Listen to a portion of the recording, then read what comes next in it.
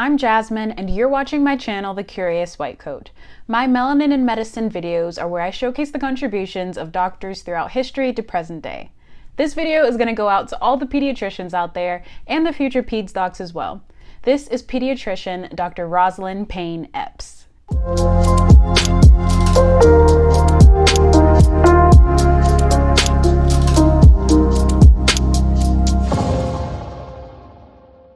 Dr. Epps was born in Little Rock, Arkansas, but she actually grew up on the college campus of the Savannah State College in Georgia, where her parents were educators. She had a lot of great role models growing up.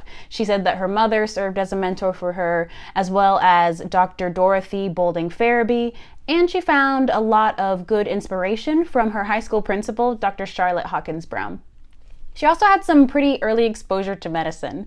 Her uncles were actually physicians, and her parents took her to see Dr. Charles Drew speak.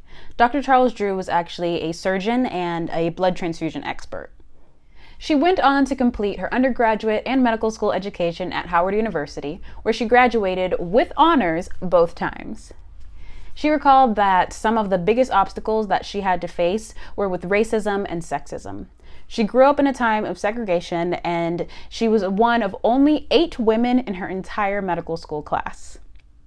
In 1973, she completed her Master's of Public Health at Johns Hopkins University. Then in the following year, she went on to become the first Black president of a local American Medical Women's Association chapter. Initially, when she first joined this AMWA chapter, half of the women resigned from the organization. Despite being met with this very unwelcoming attitude, Dr. Epps reflected on it and said that the people who left were part of the problem. She continued to not be daunted by these kind of behaviors, and she went on to become the first Black person and the first woman to be the president of a local American Academy of Pediatrics chapter in 1988. Dr. Epps once said, "Physicians should look at opportunities both within and outside of medicine to contribute to the health of individuals and communities through their volunteer work, as well as through private practice." And that's exactly what she did. Throughout the 1960s, she worked with the Bureau of Maternal and Child Health in the Washington, D.C. Department of Public Health, and she continued to work with maternal, infant, and child health services throughout her career. In 1980, she became the first acting commissioner of public health in Washington, D.C. In 1991, she became the first Black national president of AMWA, and then in 1992, she became the first Black woman president of the Medical Society of Washington, D.C. In the late 1990s, she actually worked as a scientific program administrator for the National Cancer Institute at the NIH. Throughout her life, she received many awards and recognition for her various achievements, from being a member of the Alpha Omega Alpha Medical Honor Society to the Delta Omega Public Health Honor Society. She was a professor emerita of pediatrics and child health at Howard University, and she authored over 90 professional articles in peer-reviewed publications.